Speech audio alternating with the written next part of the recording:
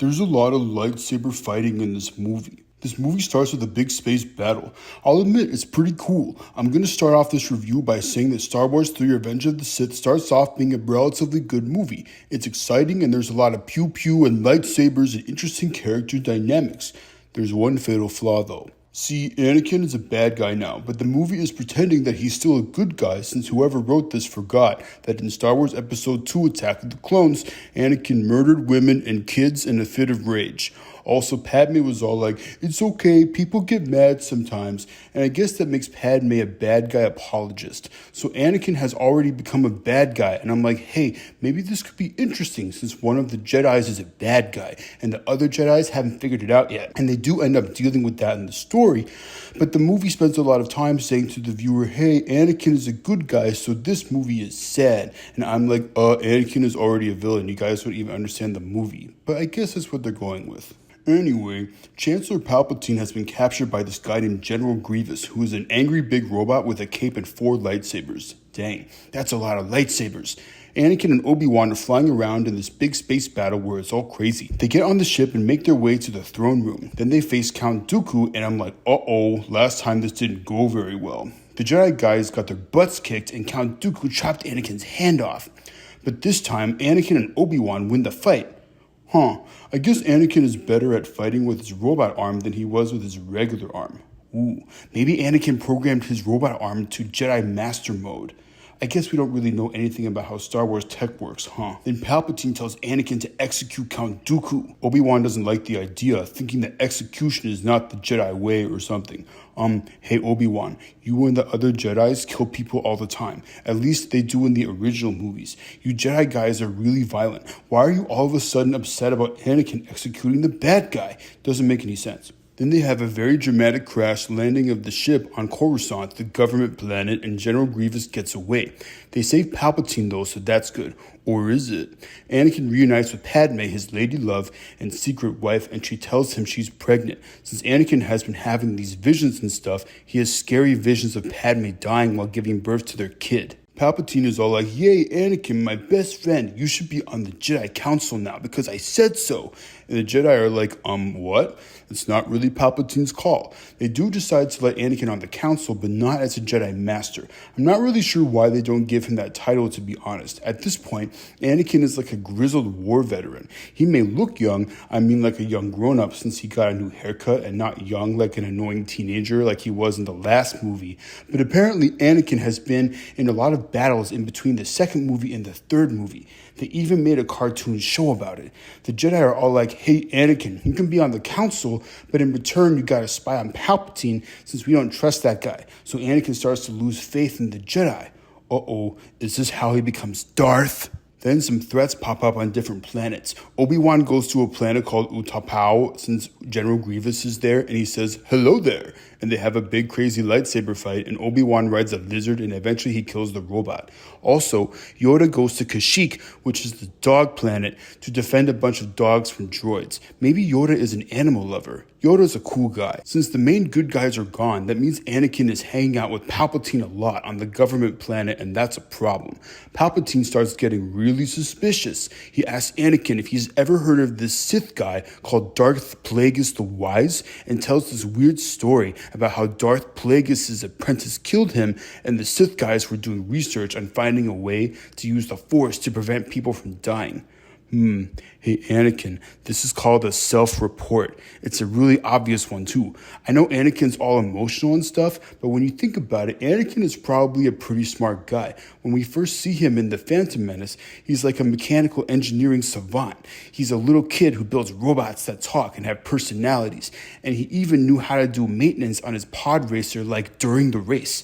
I realize there are like different kinds of intelligence, of course. It could be that Anakin is like a genius with book smarts and a dummy with street smarts. Maybe that's why Anakin doesn't immediately realize that Palpatine is almost definitely a Sith guy. Eventually, Anakin realizes that Palpatine is a Sith guy, and he's behind everything. Palpatine is a master manipulator who tricked the Republic and the Separatists into fighting each other, even though he was in charge of both, because it gave him an excuse to seize power. Anakin snitches on Palpatine to the Jedi Council, and Mace Windu shows up with some Jedis, and they fight Palpatine, and it turns out Palpatine has a red lightsaber, proof that he's a Sith guy. Then Palpatine uses Force Lightning on Mace Windu, or at least he tries to. Mace Windu reflects it back onto Palpatine with the lightsaber, and that's how Palpatine gets all super ugly to look like the Emperor does in Return of the Jedi.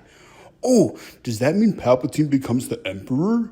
I never saw that coming. But Anakin thinks, wait, no, Palpatine is my friend kinda, and more importantly, he can save Padme. So Anakin chops off Mace Windu's right hand. What is it with these Star Wars movies and people getting their hands chopped off? They should have someone's leg get chopped off just for variety, honestly. Then Palpatine blasts Mace Windu out the window with Force Lightning, and we don't need to see him go splat. We know he's dead. So Anakin officially helped a Sith guy kill a Jedi. I guess this movie is going with a different angle than I thought. This movie is like, well, Anakin flirted with the idea of being evil in the second movie, and in the third movie he betrays his friends and he becomes evil permanently. I guess that's what makes sense in theory, but like Anakin killed women and kids. Just because they're sand people doesn't mean it's okay. Sand people are people just like everybody else. I don't like the implications of all of that, to be honest. Anyway, so Anakin pledges loyalty to Palpatine and the Sith, so Palpatine gives him the title of Sith Lord and the name Darth Vader. Now, I knew this was going to happen, not a surprise. I wonder why they named him Darth Vader. Does Vader mean anything in like ancient Sith language or something? Or did whoever wrote this just give him that name because it sounds cool? I'm not sure. The point is, the movie is officially saying that Anakin is a villain now. Then Palpatine puts out this memo to all the clone troopers saying, execute Order 66. That means kill all the Jedi. The clone troopers are all brainwashed into killing the Jedi guys, and it's kind of sad. What's really shocking is when Anakin kills the Jedi kids in the Jedi Temple. It's one thing to have a character say they did something like that, and another to see them activate a lightsaber in front of a bunch of scared 7-year-olds. This is really dark stuff, you guys, and it's officially not for kids. But I'll talk about the rest since there's still some movie left and I might as well finish it. Palpatine gets rid of the Separatist leaders and then he goes in front of the Senate and says, hey guys, the Jedi are evil and they tried to kill me, so I look like this now. And we really got to consolidate leadership in order to fight the Jedi, so I'm the Emperor now. Everybody in the Senate is like, yeah, cool. Padme is pretty upset though. She's also preggers. Meanwhile, Obi-Wan and Yoda survive Order 66 and realize that Anakin turned evil. I'm going to keep calling him Anakin until he puts the Darth Vader suit on, just by the way. Yoda goes and fights Palpatine, and there's a lot of spinning and flipping and throwing pods around in the Senate room, so it's a pretty cool fight visually. Obi-Wan talks to Padme, and he's like, yo, Padme, we gotta find Anakin. He's becoming a bad guy. Padme goes to a lava planet to find Anakin, and Obi-Wan sneaks on the ship with her. So when they get there, Anakin thinks Padme has betrayed him to the Jedi, and he force chokes her. Wow. Anakin is a pretty abusive guy and child murderer. Super not for kids. Obi-Wan confronts Anakin about his evilness, and they fight for like 20 minutes. For real. Like, some of it is kind of cool, and I get that it needs to be a big fight since they've been building up to this for a couple of movies, but it just goes on for a really long time. Then there's the scene. It's the one everyone remembers. Anakin is standing on rock, floating in the lava. Obi-Wan is on land, standing slightly uphill. Obi-Wan says, it's over, Anakin. I have the high ground. Then Anakin says, you underestimate my power. That's funny. That line is so corny. Then Anakin tries to do a flip over Obi-Wan, and Obi-Wan chops off like half his limbs with a lightsaber. He leaves Anakin to die and get burned by lava. In retrospect, Obi-Wan was a huge dummy for not finishing the job. He could have shown some mercy by putting Anakin out of his misery, but instead he left him alive to suffer as he died, and so Anakin doesn't die, and he's at least partially responsible for a lot of murder at the hands of the Empire. If it's just Palpatine, and he's the only Sith guy, that's one thing. But since Anakin is there, that means there's 2 Sith guys, and they can work together to do a lot of evil stuff and have each other's backs.